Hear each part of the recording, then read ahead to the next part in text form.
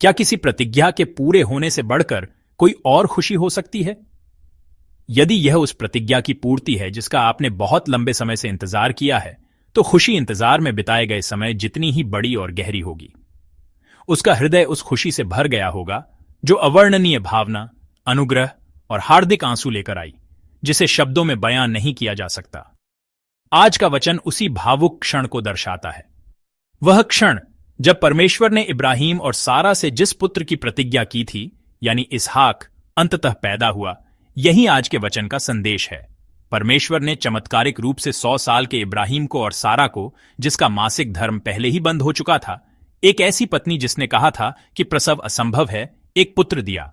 सांसारिक दृष्टि से यह एक अविश्वसनीय रूप से आश्चर्यजनक और वास्तव में चमत्कारिक क्षण है। यह दृश्य सभी प्रतीक्षा का चरम है और यह विश्वास की यात्रा में एक पराकाष्ठा की तरह दिखाई देता है। हालांकि बाइबल इस नाटकीय और चमत्कारी घटना को बहुत शांत और शांत तरीके से दर्ज करती है। आइए हम 1 और 2 आयत को एक बार फिर पढ़ें। 1 और यहोवा ने अपने वचन के अनुसार सारा की सुधि ली और अपने वचन के अनुसार सारा के लिए वह किया। 2 और सारा गर्भवती हुई और इब्राहिम के बुढ़ापे में उसी नियत समय पर जो परमेश्वर ने उससे ठहराया था, उसके लिए एक पुत्र जन्मा। आमीन। यह उस पुत्र के जन्म का क्षण है जिसका इब्राहिम ने इतनी उत्सुकता से इंतजार किया था। यह विश्वास की उस संतान के जन्म का क्षण है जिसे परमेश्वर ने देने की प्रतिज्ञा की थी। ऐसे पुत्र का जन्म इतनी शानदार घटना है कि इसे कई अध्यायों में वर्णित करना भी पर्याप्त नहीं होगा। फिर भी इसहाक के जन्म का विवरण केवल 2 आयतों में दर्ज है। इसलिए बाइबल इसहाक के जन्म के चमत्कारी तथ्य पर नहीं, बल्कि इस सच्चाई पर केंद्रित है कि यह परमेश्वर के वचन के अनुसार पूरा हुआ। यदि आप आज के वचन के 1 और 2 आयतों पर ध्यान केंद्रित करते हैं, तो आप एक दोहराया गया वाक्यांश देखेंगे। अपने वचन के अनुसार उसी नियत समय पर जो परमेश्वर ने उससे ठहराया था। दूसरे शब्दों में, इस वचन का चरमोत्कर्ष इस पुत्र के जन्म में नहीं है, बल्कि परमेश्वर के वचन की पूर्ति में है। जोर उस चमत्कार को करने वाले परमेश्वर की विश्वसनीयता पर दिया गया है, न कि स्वयं चमत्कार पर। उसने अपने कहे अनुसार सुधि ली, उसने अपनी प्रतिज्ञा के अनुसार किया, और जब नियत समय आया तो परमेश्वर की प्रतिज्ञा पूरी हुई। यहां हम विश्वास के एक महत्वपूर्ण सिद्धांत को महसूस करते हैं। परमेश्वर अध्याय 12 में इब्राहिम को बुलाने के समय से लेकर इस क्षण तक सुसंगत रहे हैं। उन्होंने इब्राहिम से कई बार बात की, मैं तुझसे एक बड़ी जाति बनाऊंगा, मैं तेरी अपनी संतान के द्वारा तुझे आध्यात्मिक वारिस बनाऊंगा, अगले साल इसी समय तेरी पत्नी सारा के द्वारा तुझे एक पुत्र उत्पन्न होगा। परमेश्वर ने लगातार बात की, वह भूले नहीं, और उन्होंने निश्चित रूप से अपनी प्रतिज्ञा को नियत समय पर पूरा किया। परमेश्वर कभी नहीं डगमगाए। हालांकि इब्राहिम और सारा ऐसा नहीं कर सके। यह परमेश्वर नहीं था जो डगमगाया, बल्कि हम इंसान थे। इब्राहिम और सारा ने परमेश्वर की प्रतिज्ञा सुनी, फिर भी वे वास्तविकता के सामने लगातार टूटते और निराश होते रहे। पहले तो जब परमेश्वर ने बात की तो उन्होंने सुनी होगी, उन्होंने भरोसा किया होगा, लेकिन जैसे जैसे समय बीतता गया और स्थिति बिगड़ती गई, वे और अधिक चिंतित हो गए होंगे। भय और चिंता अंततः परमेश्वर की प्रतिज्ञा के बारे में संदेह का कारण बनी, और वह संदेह अंततः मानवीय कार्यों के माध्यम से व्यक्त किया गया। हाजिरा के माध्यम से इश्माइल को जन्म देने वाले इब्राहिम और उसकी पत्नी सारा, जिसने उसे ऐसा करने के लिए उकसाया, इन सब के पीछे यह चिंता और अधीरता थी कि अगर वे केवल परमेश्वर पर भरोसा करेंगे तो कुछ नहीं होगा।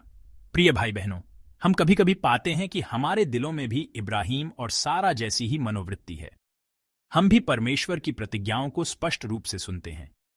अपने वाचा के वचन के माध्यम से वह लगातार हमसे कहते हैं, मैं तुम्हारे साथ रहूंगा, मैं तुम्हारी रक्षा करूंगा, मैं तुम्हारे आगे का मार्ग तैयार करूंगा।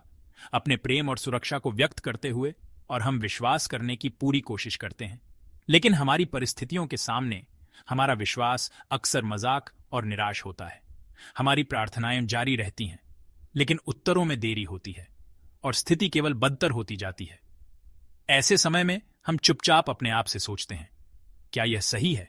क्या परमेश्वर का समय वास्तव में कभी आएगा? लेकिन आज का वचन हमसे कहता है, परमेश्वर बिल्कुल नहीं डगमगाते। आज सुबह हमें जो याद रखना चाहिए वह यह है कि हमें अटल परमेश्वर पर ध्यान करना चाहिए। भले ही हमारा विश्वास डगमगा जाए, परमेश्वर की योजना नहीं डगमगाती। भले ही हमारी चिंता गहरी हो जाए, परमेश्वर की प्रतिज्ञा वैध बनी रहती है। विश्वास अपनी भावनाओं और इच्छा शक्ति को पकड़ने की कोशिश करने के बारे में नहीं है, जो स्थितियों और परिस्थितियों के साथ लगातार बदलते रहते हैं, बल्कि विश्वास परमेश्वर की अपरिवर्तनीय प्रतिज्ञा को पकड़ना है। हम लगातार अपने दिलों को डांटते हैं, तुम्हें विश्वास करना होगा, तुम्हें विश्वास करना होगा। यह इसलिए नहीं हो रहा है क्योंकि मैं विश्वास नहीं करता। हम लगातार अपने दिलों और अपनी इच्छाओं पर जोर देते हैं। लेकिन आज बाइबल कहती है, परमेश्वर की अपरिवर्तनीय प्रतिज्ञा को पकड़ो। भले ही हम डगमगाएं, परमेश्वर वह है जो नहीं डगमगाता। भले ही हम संदेह करें, परमेश्वर वह है जो निश्चित रूप से पूरा करता है। हालांकि वह चिंतित थी, हालांकि वह कभी कभी डगमगाती थी और कभी कभी सांसारिक रास्ते पर चलती थी, सारा, जिसने फिर भी अटल परमेश्वर की ओर देखा, आज इसहाक को गोद में लिए यह स्वीकार करती है। आइए हम सब मिलकर 6 आयत पढ़ें। उत्पत्ति 21:6। और सारा ने कहा, परमेश्वर ने मुझे हंसाया है और जो कोई सुनेगा वह मेरे साथ हंसेगा। आमीन। यह सारा की स्वीकारोक्ति थी, जिसने अपरिवर्तनीय परमेश्वर का अनुभव किया था। परमेश्वर ने मुझे हंसाया है, परमेश्वर ने मुझे हंसाया है। लेकिन यहां जिस हंसी की बात की गई है वह साधारण खुशी नहीं है। यह कड़वी हंसी, खोखली हंसी या दुख छिपाने के लिए नकली हंसी नहीं थी। यह एक लंबी प्रतीक्षा के अंत में आई बहाली की हंसी थी। यह आंसुओं की घाटी से गुजरने के बाद आई अनुग्रह के आंसुओं की हंसी थी। क्या आप में से कोई प्रतीक्षा के बीच थका हुआ है? क्या आपके पास प्रार्थना का स्थान है लेकिन आपका दिल लगातार हिल रहा है? क्या आप में से कोई इस संदेह से दबा हुआ है, क्या परमेश्वर की प्रतिज्ञा मेरे लिए वास्तव में पूरी होगी? मैं आशा करता हूं कि आज का वचन हमारे दिलों में अंकित हो जाए। हमारे परमेश्वर वह हैं जो अपने वचन के अनुसार सुधि लेते हैं, अपने वचन के अनुसार कार्य करते हैं और अपने समय में पूरा करते हैं। कृपया इस समय यह संकल्प लें कि वह अभी भी काम कर रहे हैं, उनका समय कभी देर नहीं करेगा और उनके तरीके हमेशा सही होते हैं। प्रिय भाई बहनों, वह आज भी अपनी प्रतिज्ञाओं को पूरा कर रहे हैं। वह ऐसा परमेश्वर नहीं है जो मानवीय पूर्णता के आधार पर अपनी प्रतिज्ञाओं को पूरा करता है, बल्कि एक ऐसा परमेश्वर है जो अपनी विश्वसनीयता के माध्यम से सब कुछ पूरा करता है। ऐसे समय होते हैं जब हम परमेश्वर का हाथ छोड़ देते हैं। कभी कभी हम वास्तव में उसका हाथ छोड़ देते हैं, लेकिन परमेश्वर वह है जो उस हाथ को कभी नहीं छोड़ता। वह हमारा पिता है। परमेश्वर कभी हमारा हाथ नहीं छोड़ते। हमारे परिवारों पर, हमारे बच्चों के जीवन पर, हमारे चर्च पर और हमारे भविष्य के सभी कदमों पर परमेश्वर की प्रतिज्ञा निश्चित रूप से पूरी होगी और उस दिन हम भी सारा की तरह स्वीकार करेंगे, परमेश्वर ने मुझे हंसाया है। जब परमेश्वर हमारे घरों, हमारे जीवन, हमारे चर्च और हमारे राष्ट्र का नेतृत्व करेंगे तो हम स्वीकार करेंगे, परमेश्वर ने मुझे हंसाया है।